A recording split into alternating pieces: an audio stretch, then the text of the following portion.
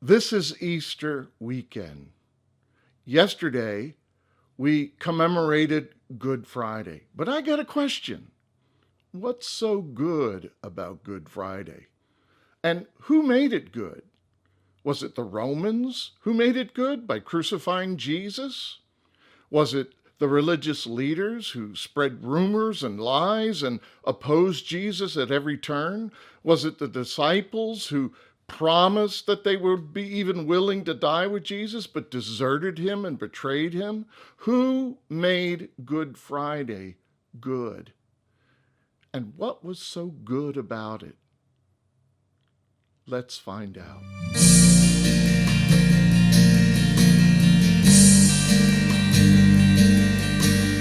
Today's Saturday, but it's the day before Easter. Yesterday was Good Friday. And as we opened, what's so good about Good Friday? And I think it's a very important thing that not only do we just celebrate the hope of the resurrection and all that we have accrued as a result of Jesus conquering death, but I think it's also incumbent upon us to understand the principles behind the resurrection because we are to also embody those principles. And that's really the theme of what's so good about Good Friday, because Jesus laid down those principles that ultimately brought about his resurrection. And so we want to take a look at those things. And so I'm going to focus in on it's actually the last chapter of the book, Realizing Jesus.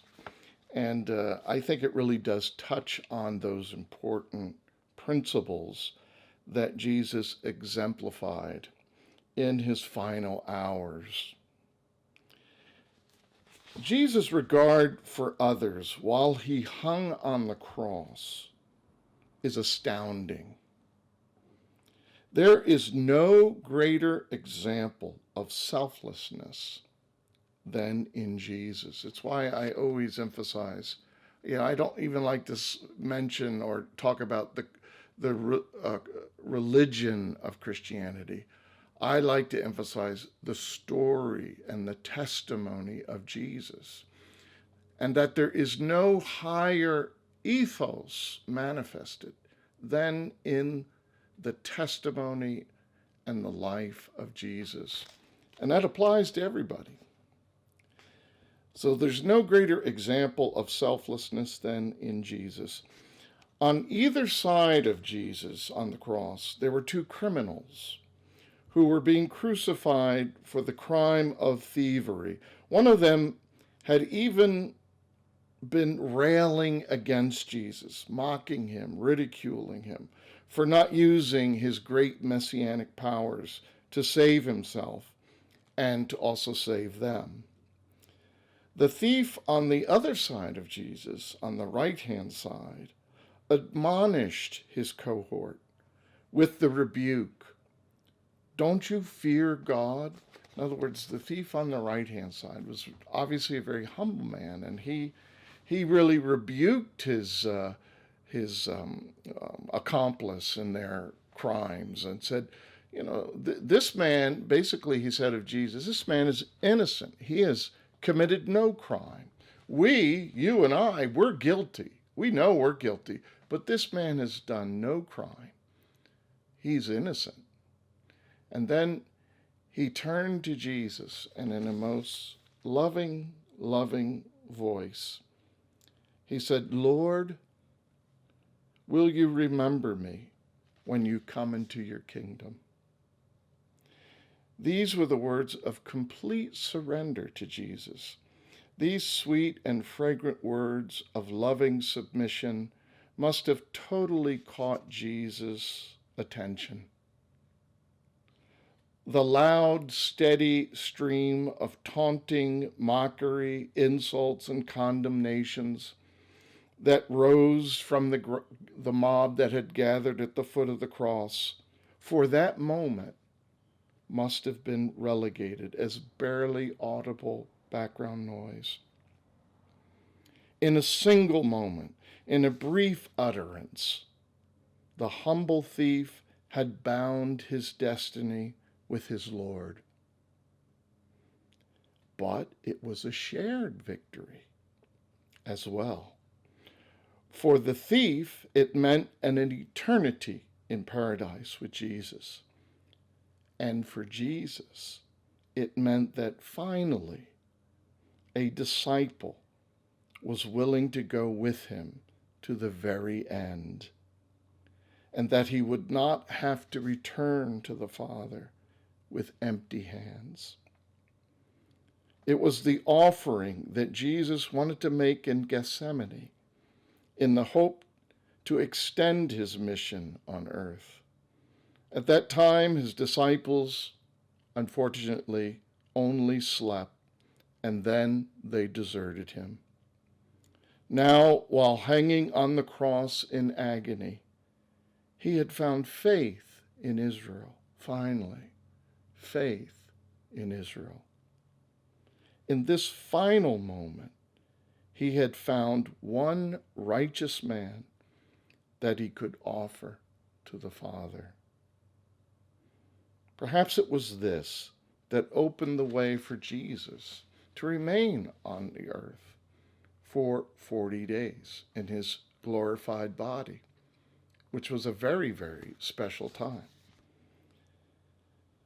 But of all the significant moments, none was more so than the moment that Jesus, as he hung from the cross and surveyed the ugly scene, lifted up his voice to heaven and asked his Father to forgive them, for they know not what they do. How hard is this? Think of our own tendency when each one of us, is unfairly treated. Don't we wish to see those who betray and disappoint us to get the retribution they so richly deserve? I often say, boy, it's a good thing for humanity I wasn't on the cross that day. I don't know if I'd be forgiving people. I think I would have a different ethos than the one that Jesus displayed. And I think that's true for most all of us. How quickly, when we are betrayed, we ascend to our own cross, not to deliver forgiveness to the ones who do evil against us, but rather to display ourselves as an object of pity, calling out others to mourn for us in our blameless and deplorable state. Poor me. That's us going to the cross. He did that to me. Can you believe that? We get on the phone. Oh, the hell, they mistreated me. My boss did this to me. And then my best friend betrayed me. I can't believe it. We just go to our cross, but not to deliver forgiveness. We go to our cross to offer ourselves as an object of public pity. That's what we usually do. How different Jesus was and is. How easy it is to magnify faults and betrayals as an excuse to transfer blame and assert our own innocence. How hard it must have been for Jesus.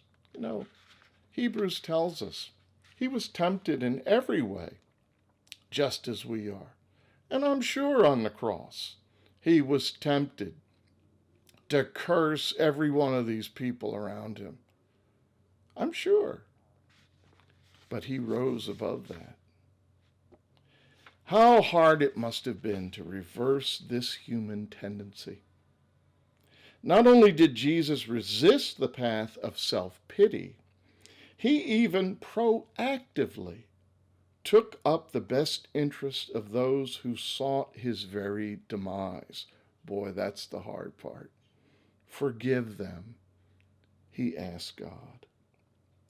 Jesus' plea to his Father to forgive his murderers meant that although the gathered humanity that mingled at the foot of the cross could only display their ugliness Jesus denied this display of ugliness and saw instead their original beauty. Even though they only displayed hatefulness, Jesus denied that hate and only saw them as having their love hidden from him. Even though they deemed Jesus to be their enemy, Jesus saw them as his dear brethren, even as they crucified him. Although humanity only returned evil to Jesus, he denied their evil and decided that they were good. You see, Good Friday. Who made it Good Friday? It was the determination of one man. That was Jesus. And decided that they were good. And the good was who they were meant to be. Goodness was their true identity as God had made them. And Jesus would not be swayed from that position, no matter how they treated him, even nailing him to the cross. No one in history was more qualified to feel bitter and betrayed than Jesus. No one was so treated who was so innocent and so blameless. Thus, no one was more qualified to see all humanity as sinful, worthless, shameful, liars, never to be trusted. Yet Jesus decided to do otherwise. It was a decision for victory, rather than deciding for self-pity, resentment, and blame. He made the decision, he decided to forgive. He decided. In that moment of decision, this ugly, shameful cross became the intersection of a historical transformation. It is where human shame is converted to human value, and where victims can be raised up as victors. Which Vic are you? Victim or victor?